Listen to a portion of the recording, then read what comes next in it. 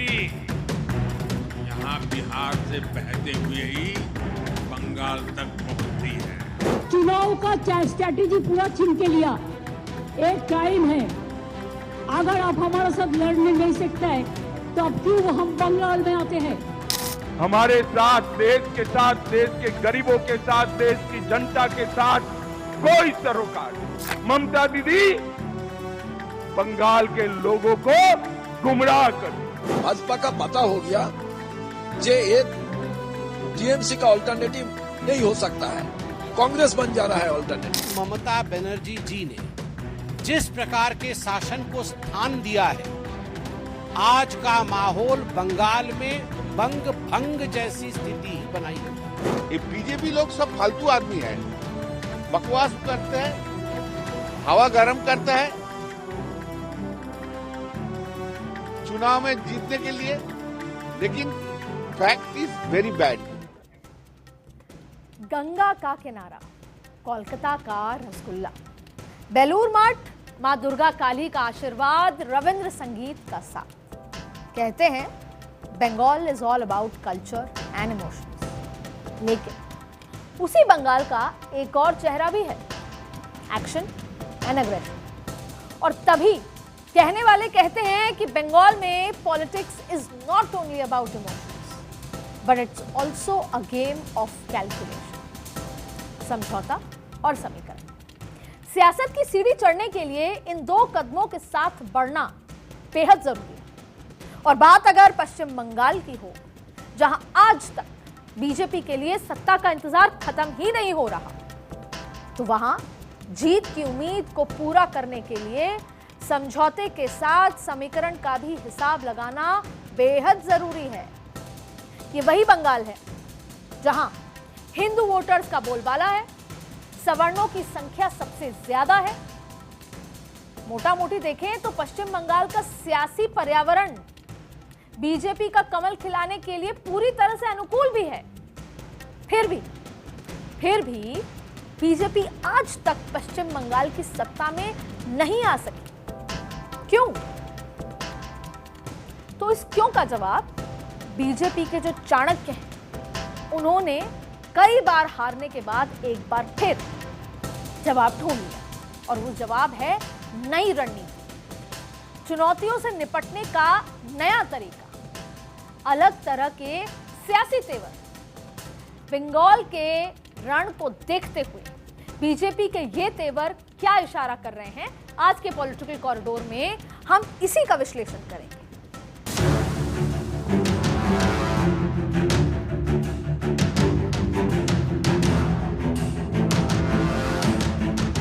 हमारा IT office में आके अब सब लैपटॉप से सब निकाल के लिया, हमारा डेटा, हमारा एसआईआर का data, it is not that they are privately operating. Not a ray of hope. I have full confidence that West Bengal में भी होबे ना को होबे और यहाँ भी कमल खिलेगा और आयुष्मान भारत आएगा। इस बात का मैं आपको विश्वास दिलाना चाहता हूँ। ये आपसे मैं बंगाल का सियासी हाल देखकर मुझे याद आ रहा है मीर तकी मीर का एक शेर कि काफिले में सुबह के एक शोर है, कि काफिले में सुबह के एक शोर है, यानी गाफिल हम चले सोता है।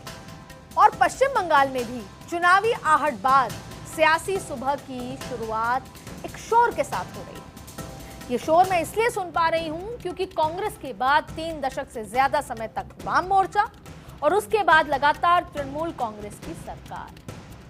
ये परंपरा ही कि राज्य कोई भी हो, सत्ता परिवर्तन तभी हो जब बड़े स्तर पर जन आंदोलन खड़ा होता है, और बीजेपी से अच्छे से समझती है और लंबे समय से वो एक जन आंदोलन खड़ा करने की कोशिश कर रही है। पर सवाल ये है कि क्या वो जन आंदोलन खड़ा कर पाएगी इस बार?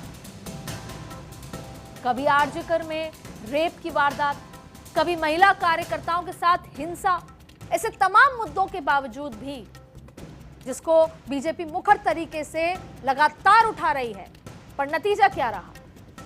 अब तक वो जन आंदोलन मन मुताबिक या उसका नतीजा नहीं मिल पाया। साल 2011 में पश्चिम बंगाल में बीजेपी एक भी सीट नहीं जीत सकी। फिर 2016 में बीजेपी 3 सीट पर जीती और 2021 के विधानसभा चुनाव में इसी पश्चिम बंगाल में बीजेपी 77 सीटों तक पहुंची, लेकिन सत्ता से कोसों दूर रही। तब सवाल यह है कि क्या इस बार बीजेपी का कमल बंगाल में खुशबू बिखेर पाएगा? क्योंकि रास्ता आसान नहीं है। मां, माटी और मानुष का नारा लिए ममता बनर्जी दीवार बनकर खड़ी। पिछली बार का चुनाव रोचक था। बीजेपी ने अपनी पूरी ताकत लगा दी, 4th गियर में ले गई थी अपनी पूरी चुनावी स्ट्रैटेजी, लेकिन उसके बावजूद में अंत में ममता बनर्जी आकर वो जो बंगाल अस्मिता, बंगाल की बेटी वाली उस इमोशन के साथ ममता वापस सत्ता में आ गई, चुनाव हार कर गई। तो ममता बनर्जी के खिलाफ कोई भी हमला अगर किया तो बाहरी और भीतरी के भेद और गहरा हो जाएगा बीजेपी के लिए।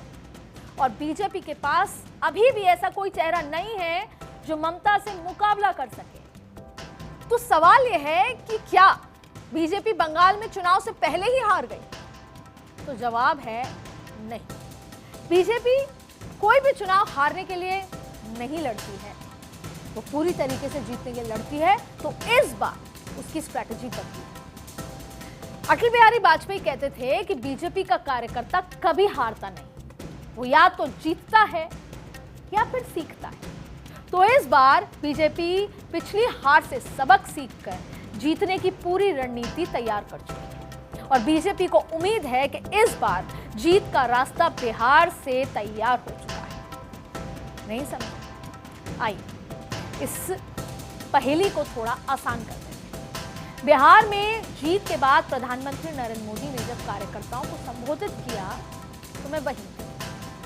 उस दौरान कार्यकर्ताओं का जोश मैंने महसूस किया और तब प्रधानमंत्री मोदी की जुबान से निकले कुछ शब्द मुझे याद रह गए, वो मैं आपको बता दूं। शब्द थे कि गंगा जी यहां बिहार से बहते हुए ही बंगाल तक पहुंचती। बिहार ने बंगाल में बीजेपी की विजय का रास्ता भी बना दिया, क्योंकि बिहार में 202 सीट जीतने के बाद एनडीए ये समझ चुकी थी कि बिहार के वोटर्स के बीच बीजेपी की ताकत कितनी मजबूत है और बीजेपी को लगता है कि बिहार की जीत का असर अब बंगाल में भी पड़ेगा।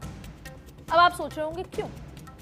क्योंकि बंगाल में भी बिहार से जाकर लोग वहां पर बसे हैं बड़ी संख्या में, काफी बड़ी संख्या में, जो बंगाल में वोटर हैं और जो बिहार से पहले, बहुत पहले जाकर वहां पर बस चुके हैं। और यहां तक कि कुछ लोगों का तो यहां तक दावा है कि बंगाल में कौन राज करेगा तय हिंदी भाषी करते हैं और इनमें बिहारियों की संख्या सबसे अधिक है। 2021 के चुनाव में बीजेपी को इनसे ही बड़ी ताकत मिली। विधायकों की संख्या बढ़ी पर सरकार नहीं बन पाई और इसीलिए इस बार ममता बनर्जी अभी सबसे अधिक बिहार समेत पूर्वांचल के लोगों को ही लुभाने में लगी हुई है। अब बंगाल में हिंदी भाषी की ताकत को समझिए। यहाँ दुर्गा पूजा के बाद छठ सबसे बड़ा पर्व माना गया और शायद ही कोई शहर हो जहां महापर्व छठ की पूजा ना होती है और इसमें कई सारे बड़े नेता भी शामिल होते हैं। पश्चिम बंगाल में बिहारी वोटर्स का फैक्टर कितना असर दिखा सकता है, इसको समझने के लिए देश के अलग अलग राज्यों में बिहार से गए लोगों का हिसाब भी देखिए। वो डेटा आपसे साझा करते हैं जिसमें कुल आबादी के 19% से ज्यादा संख्या के साथ दिल्ली सबसे आगे। आपने देखा दिल्ली का चुनाव हुआ तो मनोज तिवारी जो बिहार से आते हैं, बीजेपी ने बहुत पहले ही उनको अध्यक्ष बना दिया था, इम्पैक्ट, क्योंकि बहुत सारे पूर्वांचली, भले ही नतीजा बहुत समय बाद आया हो, लेकिन बीजेपी को पता था कि कैसे वो रास्ता बनाना है। फिर इसके बाद झारखंड का नंबर आता है जहां 14% से ज्यादा बिहार के प्रवासी रहते हैं और फिर 13.65 पश्चिम बंगाल का नंबर आता है। मेरा मकसद था ये डेटा आपको बताना कि 14% लोग बिहार के पश्चिम बंगाल में रहते हैं, जो वोट करेंगे तो बड़ा इम्पैक्ट होगा। महाराष्ट्र की भी कुल आबादी में 10% से ज्यादा लोग बिहार से रहने वाले हैं। उत्तर प्रदेश में भी 10% और हरियाणा में 7% से ज्यादा बिहार के प्रवासी हैं। और इसके बाद पंजाब और गुजरात का नंबर भी है। और इन 8 राज्यों में से 5 राज्यों में इस वक्त किसकी सरकार है? बीजेपी की सरकार। इसमें दिल्ली, हरियाणा, महाराष्ट्र वो राज्य भी हैं जहां बीजेपी ने हाल ही में सरकार बनाई है। तो जाहिर है बिहार के रहने वाले लोग जिस भी राज्य में रहते हैं वहां वोटर लिस्ट में उनकी हिस्सेदारी बीजेपी के लिए फायदे का सौदा बन सकती है। और यही बिहार से गया वोटर अगर बीजेपी के पक्ष में मतदान कर देता है तो 0 से 3 और 3 से 77 सीटों पर पहुंचने वाली बीजेपी बहुमत तक भी पहुंच सकती है। लेकिन सच ये भी है कि सिर्फ बिहारी वोटर ही सत्ता की सांप सीढ़ी वाले इस खेल में बीजेपी का ऑल इज वेल नहीं करा सकता। तो इससे आगे बढ़कर बीजेपी हिंदू वाली फाइल्स के साथ जाति वाला चैप्टर भी खोलने की तैयारी है। और पश्चिम बंगाल में जाति वाला ये फैक्टर कितना कारगर होगा इसको यहां से गणित समझिए। कैसे? जहां जनरल कैटेगरी के सबसे ज्यादा वोटर्स हैं, जिसमें ब्राह्मण और कायस्थ का बोलबाला है। और अपने नवीन बाबू जो अभी अभी राष्ट्रीय अध्यक्ष बने बीजेपी के, वो कायस्थ समाज से आते हैं। और उसके बाद एससी वोटर्स आते हैं जिनके बीच टीएमसी मजबूत है। और मजबूत से मेरा मतलब ये है कि पिछले चुनाव में एससी के लिए रिजर्व सीटों में से 53% पर टीएमसी जीती थी, इसलिए मजबूत। लेकिन बीजेपी ने भी अच्छा प्रदर्शन किया और खास तौर पर मतुआ समुदाय बीजेपी की तरफ झुकाव हमेशा से नजर आता है। और इसी तरह ओबीसी वोटर्स हैं जिसमें बीजेपी सेंध लगाकर अपने आप को मजबूत करने की कोशिश करती है। जबकि एसटी यानी आदिवासी वोटर्स को साधने की बात करें तो उसमें टीएमसी के बाद दूसरे दावेदार बीजेपी भी है। और रही बात मुस्लिम वोटर्स की, तो एक सर्वे ये बताता है कि 54 से 55% मुस्लिम वोटर्स दीदी के साथ हैं, लेकिन बाकी एआईएमआईएम और हुमायूं कबीर जैसे नेताओं का असर तो वहां पर है और इस बार के चुनाव में नजर आएगा। और एक और बात है, आपको याद होगा मैं महाराष्ट्र चुनाव का जिक्र करूं, अभी हाल ही में बीएमसी का चुनाव आपने देखा कैसे नतीजे आए। जो एससी वोटर हैं या ओबीसी वोटर्स होते हैं, बीजेपी डायरेक्ट चुनाव में भाषणों में नहीं बोलती, लेकिन जो उनका संगठन है वो घर घर जाकर एक पंचायत बिठाता है और डायरेक्ट उनको, महाराष्ट्र चुनाव में यही हुआ जब एससी वोटर लोकसभा चुनाव में बिखरा जिसकी वजह से 240 सीटें आईं, तो बीजेपी ने एससी वोट बैंक को साधने के लिए अपने देश भर के एससी नेताओं को महाराष्ट्र भेजा। हरियाणा में भी यही हुआ और फिर उनसे पंचायत बैठी, उनसे रात रात भर बातें हुई और फिर उनका झुकाव और उनका वोट बीजेपी की तरफ आया। तो बंगाल में भी यही हो रहा है। वो डायरेक्ट ममता के साथ नहीं लड़ेंगे, डायरेक्ट ममता बनर्जी को इस बार कुछ नहीं करेंगे, क्योंकि पिछली बार देखा कि वो सेंटिमेंट जो है ममता की तरफ आकर खड़ा हो जाता है। और इसके साथ साथ हर सेक्टर और हर समुदाय के जो इंटेलेक्चुअल्स हैं उनसे बात की जाएगी कि आप जाइए और बीजेपी की विचारधारा, बीजेपी के विकास की गाथा घर घर तक लेकर जाए। पूरी स्ट्रैटेजी संगठन जमीन से शुरू हो। और बीजेपी ने जनरल वोटर्स को अपने साथ जोड़ने के लिए पश्चिम बंगाल के चुनाव से पहले ही एक बड़ा दांव नितिन नवीन को राष्ट्रीय अध्यक्ष चुनकर चल दिया है। जाति के इस फैक्टर का असर पश्चिम बंगाल में चुनाव के नतीजे में भी नजर आता है। और पिछले विधानसभा चुनाव की बात करें तो सबसे ज्यादा संख्या वाली सवर्ण बाहुल सीटों में, जिसमें 102 पर टीएमसी जीती थी, तो बीजेपी के खाते में 26 सवर्ण बाहुल सीटें आई थी। फिर आता है दलित बाहुल सीट का नंबर, जहां बीजेपी ने टीएमसी को सबसे बड़ा झटका दिया। अब वैसे तो टीएमसी 44 जीती थी सीटें और बीजेपी 36, लेकिन दीदी के लिए सबसे बड़ी चिंता यही है कब 36 के आंकड़े और बढ़ जाएं और बीजेपी दीदी को पछाड़ दें। अब देखिए, मुस्लिम बाहुल्य सीटों की बात करें तो 42 पर टीएमसी जीती और बीजेपी को इसमें एक भी सीट नहीं। तो ममता दीदी का जो मजबूत पॉइंट है वो यहाँ है। फिर आदिवासी बाहुल्य सीटों पर टक्कर देते हुए बीजेपी ने 9 सीटें जीती और टीएमसी ने 10, यानी मुकाबला करीब करीब था। और इसी तरह ओबीसी बाहुल्य में 5 टीएमसी जबकि 3 बीजेपी ने जीती। और इसके साथ ही बीजेपी पश्चिम बंगाल की राह में रोड़ों को दूर करने के लिए एक बहुत बड़े पैमाने पर रणनीति का खाका तैयार कर चुकी है। यानी चुनौतियों को पहचानना और उससे निपटना, ये तो बीजेपी की वैसे भी एज रही है अलग अलग राज्यों में अलग अलग तरीके से। और बीजेपी के सामने अब सबसे बड़ी चुनौती है भाषा और पहचान, क्योंकि पश्चिम बंगाल भी उन राज्यों में से एक है जहां लोकल भाषा और अपने इलाके वाला फैक्टर, बाहरी वाला फैक्टर बहुत चलता है। पिछली बार भी केवल ये बाहरी वाला फैक्टर की वजह से बीजेपी मात खा गई। बीजेपी ने पिछली बार इसकी काट निकालने के लिए टीएमसी के कुछ चेहरों को अपने साथ मिलाया था, लेकिन दल बदलकर आए नेता बीजेपी के लिए ज्यादा फायदा का सौदा नहीं साबित होता है। लिहाजा बीजेपी इस बार खुद को भी ग्राउंड पर मजबूत करने की कोशिश करेगी। दूसरा फैक्टर पश्चिम बंगाल का जो आबादी का समीकरण है, क्योंकि पश्चिम बंगाल में बीजेपी हिंदुत्व के मुद्दे पर चुनाव लड़ रही है, लेकिन 27% मुसलमान आबादी जो है वो एक बड़ा हिस्सा बीजेपी से दूर भागता रहा है। पश्चिम बंगाल की 43 विधानसभा सीटें ऐसी हैं जहां मुस्लिम निर्णायक भूमिका निभाते हैं, और यही जैसा मैंने कहा ममता दीदी की एक एज है। मुर्शिदाबाद, मालदा, उत्तर दिनाजपुर, उत्तर दक्षिण परगना, ये ऐसे इलाके हैं जहां पर मुस्लिम वोटर्स की अच्छी तादाद है। इन इलाकों में बीजेपी को अगर ज्यादा सीटें ना मिली और टीएमसी का ग्राफ भी गिरा तो फायदा सीधे बीजेपी को मिला, क्योंकि मैंने आपको याद दिलाया था यहाँ पे ओवैसी फैक्टर बीजेपी की हेल्प कर सकता है। और तीसरा सबसे अहम फैक्टर है बाहरी बनाम बंगाली संस्कृति, क्योंकि बंगाली अपनी संस्कृति को लेकर बहुत सेंसिटिव होते हैं। हिंदुत्व को पसंद करने वाले लोग भी बीजेपी को बाहरी मान लेते हैं। वजह यह है कि बीजेपी का स्थानीय नेतृत्व ही यहां कमजोर साबित हुआ। विधानसभा चुनाव में सारे बड़े नेता पश्चिम बंगाल से बाहर के होते हैं। बंगाली भाषा और संस्कृति को पसंद करने वाले लोगों को यही चीज रास नहीं आती। 2026 में भी बीजेपी के लिए ये एक चुनौती की तरह माना जा रहा है।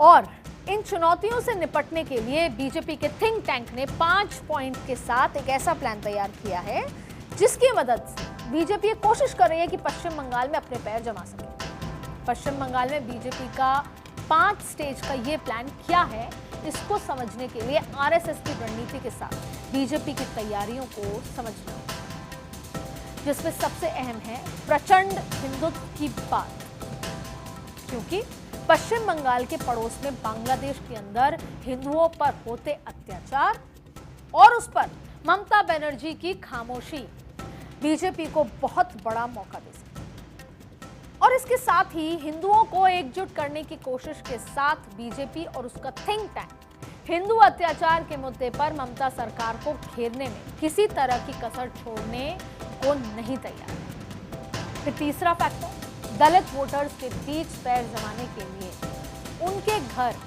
खाने पर जाना, वहां पर जाके चर्चा करना, ये रणनीति भी तैयार है, क्योंकि बंगाल में 30% से ज्यादा दलित हैं, यानी ये निर्णायक स्थिति में है और यही दलित vote bank BJP Mamata Banerjee के सामने मजबूत स्थिति में खड़ा कर सकता है। और इसके अलावा ममता राज में महिलाओं से क्रूरता जैसे या फिर लॉ एंड ऑर्डर जैसे मुद्दे पर, महिलाओं की असुरक्षा और सुरक्षा वाले मुद्दों पर भी बीजेपी के लिए वो कोई हथियार से कम नहीं। उदाहरण के तौर पर संदेशखाली और आरजीकर कॉलेज का मुद्दा, ऐसे ये कांड है जिसके जरिए ममता सरकार को बैकफुट पर लाने की कोशिश होगी। घर घर जाकर ये कोशिश की जाएगी कि जो बंगाल के थिंक टैंक हैं या बंगाल के जो इंटेलेक्चुअल्स हैं वो जाकर बात करें कि महिला की सुरक्षा अब नहीं होगी तो कब होगी, और कौन कर सकता है, बीजेपी कर सकता है। और 5वां मुद्दा घुसपैठ, जो आपके सामने है, जिसको लेकर ममता दीदी परेशान है। बांग्लादेश से होती घुसपैठ और बीजेपी के दावे कि ममता घुसपैठ को समर्थन दे रही है, ये पश्चिम बंगाल में डेमोग्राफी बदलने की चिंता को उजागर करता है और बदलती डेमोग्राफी से भारतीयों की चिंता का मुद्दा वो बना सकती है। और वैसे ही पश्चिम बंगाल की सियासत में घुसपैठ सिर्फ एक चुनावी नारा नहीं रहा, बल्कि ये एक ऐसा कड़वा सच बन चुका है जिसके आंकड़े बदलती डेमोग्राफी की कहानी बताते हैं। और फिर पड़ोस में जो बांग्लादेश में हो रहा है, उससे भी लोगों के मन में बहुत सारी बातें आई। फिर गृह मंत्री अमित शाह पहले ही बंगाल की धरती से संदेश भी देते और आंकड़ों के चश्मे से देखें तो बीजेपी के ये दावे जमीन पर भी नजर आ रहे हैं। कैसे जब एसआईआर हुआ तो बहुत सारे वो लोग जो वहां पर काम कर रहे थे, दशकों से रह रहे थे, उनके पास उनके ओरिजिनल कागज नहीं थे, तो उनको छोड़ना पड़ा बंगाल। न्यू टाउन खाली हो गया। और जिस मुर्शिदाबाद में 1951 तक मुस्लिम आबादी 55% थी, हिंदू आबादी 45% थी, वहां 2011 की जनगणना के हिसाब से 66% मुस्लिम और 33% हिंदू आबादी का आंकड़ा दिया गया। और इसी तरह मालदा, उत्तर दिनाजपुर, उत्तर 24 परगना और बीरभूम वो जिले हैं जहां हिंदू आबादी 1951 के मुकाबले 2011 के बीच घट गई और मुस्लिम आबादी लगातार बढ़ती रही। ये 5 जिले इसका उदाहरण है कि घुसपैठ की बात को नकारा नहीं जा सकता। कुल जमा बात यह है कि बंगाल में इस बार बीजेपी के पास जितना बड़ा मौका है, उतनी ही बड़ी चुनौती है। ममता बनर्जी आज भी अपने इलाके में मजबूत है। कांग्रेस दूर दूर तक रेस में नहीं है। मुस्लिम वोट हुमायूं कबीर और ओवैसी जैसे नेताओं की वजह से बढ़ भी सकता है और जाहिर है बीजेपी को इस बात से फायदा मिल सकता है। लेकिन कहते हैं कि बंगाल जो आज सोचता है वो देश परसों बाद। इसीलिए बंगाल और बंगालियों का मन किसी तिलिस्म से कम नहीं और इस तिलिस्म के दरवाजे की चाबी बीजेपी को अब तक नहीं मिल पाई। आज के पॉलिटिकल कॉरिडोर में बस इतना ही।